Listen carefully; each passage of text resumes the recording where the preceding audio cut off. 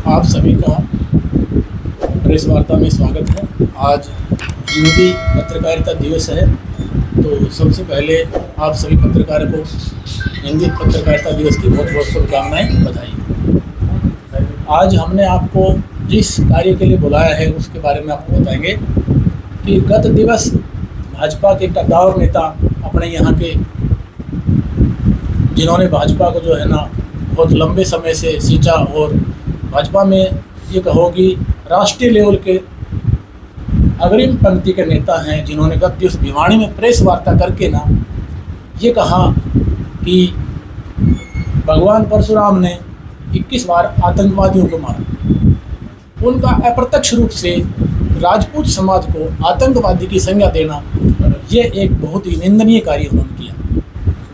जब से ये समाचार प्रकाशित हुआ है तभी से राजपूत समाज बड़ा आक्रोशित है, रोष में है, और हम भाजपा के शीर्ष कार्यकारिणी से ये आग्रह करते हैं या तो वो अपने नेता से इसको पार्टी से निकालें और लिखित में माफ़ी मांगे समाज से। जब तक वो ऐसा कार्य नहीं करेंगे तब तक राजपूत समाज आंदोलन करने के लिए तैयार है, आंदोलन करेगा जब तक ये माफ़ी नहीं मांगेगी। इसी विषय में हम जो है 2 तारीख को यहाँ अम्बेडकर चौक पर एक मीटिंग का आयोजन कर रहे हैं। उस मीटिंग में सभी समाज के लोगों को, सर्व समाज के लोगों को हम बुलाएंगे, सभी जो लोकल बॉडी उसको बुलाएंगे और यहाँ प्रदर्शन करेंगे और ज्ञापन भी सौंपेंगे। तो हमारा आपके माध्यम से भाजपा के नेताओं से ये निवेदन है, प्रदेश अध्यक्ष भाजपा से, राष्ट्रीय अध्यक्ष से, कि वो इन नेताओं से या तो सार्वजनिक रूप से माफ़ी मांगे या अपने बयान वापस लें। हमारे साथ भागीरथ सिंह जी सतनारी से पूर्व जिला प्रमुख हैं, ये आपको बताएंगे। जगदीश प्रधान जो आप सब जानते हैं, और उनमें शेखावत साहब, ये भी आपको इस विषय में बताएंगे, और भी लोग आने वाले हैं, सब आपको इस विषय में बताएंगे। बाकी सभी बातें हम आपको 2 तारीख को विस्तार से बताएंगे। आज तो केवल इसलिए कि आपके माध्यम से हम आम जनता से, राजपूत बिरादरी से, क्षेत्र की समस्त बिरादरी से निवेदन करते हैं कि भाजपा के लोग आए दिन कभी कोई कुछ बोल देता है, कभी राजस्थान में, कभी भी रूपाला जो है ना गुजरात में बोल रहा था, कभी नरेंद्र मोदी जी कह देते हैं कि बोला राजा रजवाड़े जो है अंग्रेजों की मुखबिरी किया करते हैं, कभी अमित शाह कहते हैं कि राजा मान सिंह ने अकबर के साथ ऐसे संबंध बनाए। तो हम ये कहना चाहते हैं कि राजपूत समाज को ये क्या प्लेटफॉर्म समझ रखा है इन्होंने, कि जब भी अपनी जो है ना लोग ये प्रसिद्धि लेने के लिए समाज का प्रयोग करते हैं, जबकि भाजपा को राजपूत समाज कितना 70% जो है ना उठा के लेके अटल आडवाणी 2 सांसद हुआ करते, और केवल भैरव सिंह शेखावत कितना इनको सिंचा है पार्टी को, और फिर ये लोग समाज के प्रति इतना बोलते हैं। क्या शर्म नहीं आती इनको? मेरा आप लोगों से, समाज से विनती है कि इस बात को बहुत अपने ऊपर जो है ना, इन्होंने सभी समाज से निवेदन है कि जाति सूचक शब्दों का संविधान, देश में संविधान का राज है, ऐसी बातें सस्ती लोकप्रियता, सस्ती राजनीति नहीं करनी चाहिए।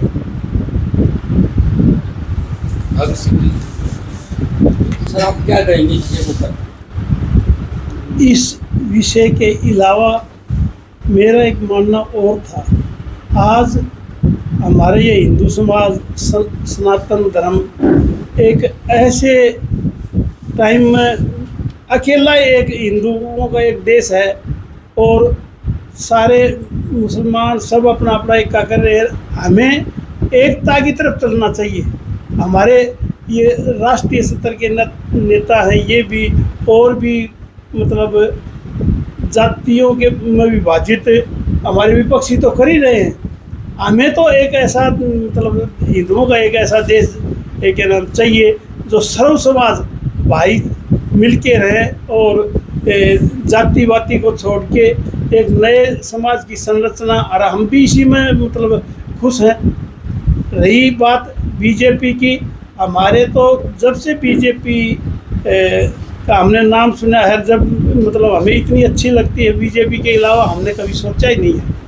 और फिर बीजेपी हमें मतलब अकेला मतलब आतंकवादी भी बताते हैं, अलग से मतलब करना चाह रहे, जबकि हम चाहते हैं कि हम सारे सनातन धर्मी एक होके और एक स्वर में हम अपने दुश्मनों का एक नाम अपना मुकाबला करें, और नए समाज की संरचना।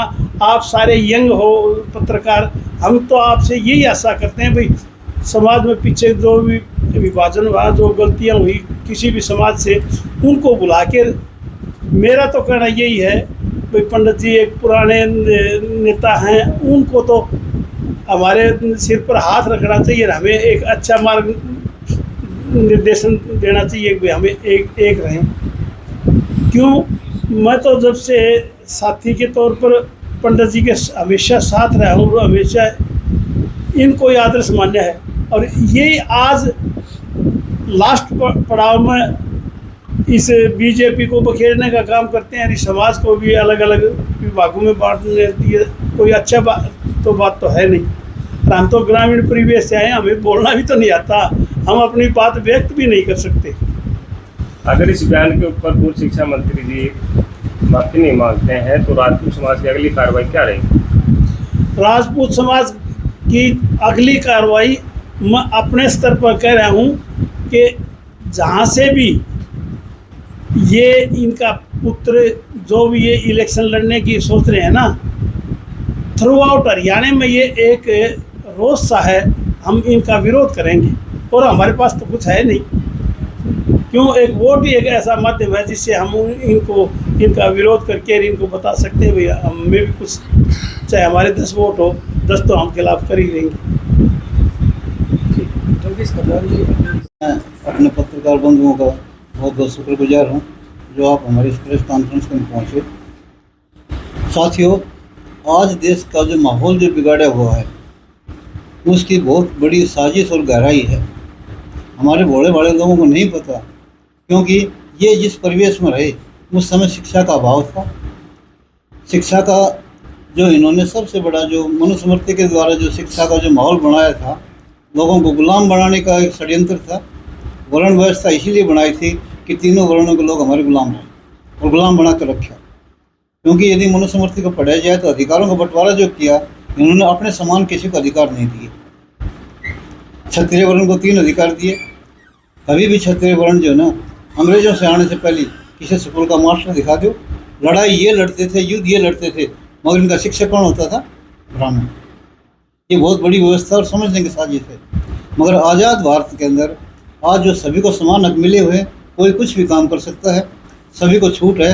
आज हर एक व्यक्ति मास्टर लग सकता है, प्रोफेसर लगता है और लेक्चरर या PhD तक स्कॉलर बन रहे हैं। क्यों बन रहे हैं?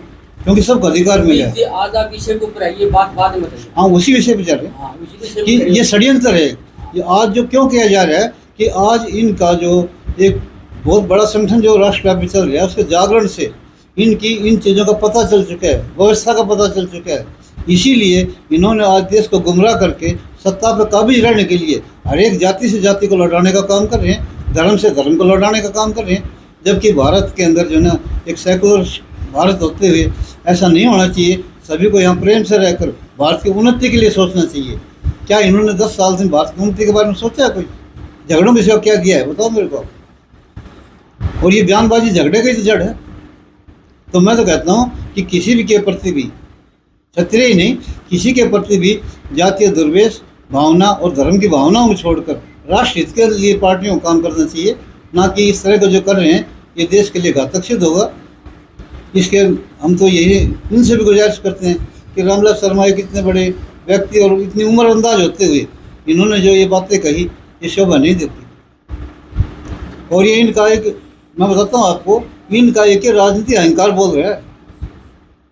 जातियों को छोड़ा, इनको जातियों के बजाय इनका राजनीतिक जो अहंकार है ना, वो बोल रहा है कि हमारे सामने कोई पार्टी नहीं दिखाई दे रही। और ऐसा नहीं है कि यदि ये जनता को इस तरह ही ट्रीट करेंगे तो आने वाले समय में जनता इनके विरोध में होगी।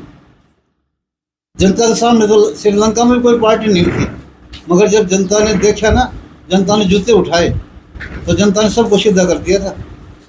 तो मैं तो ये कहना चाहूँगा कि भारत एक सेकुलर स्टेट है, सभी से मिलजुल कर रहें, भारत के विकास के लिए कार्य करें, ना कि जातिवादिता के बयानबाजी।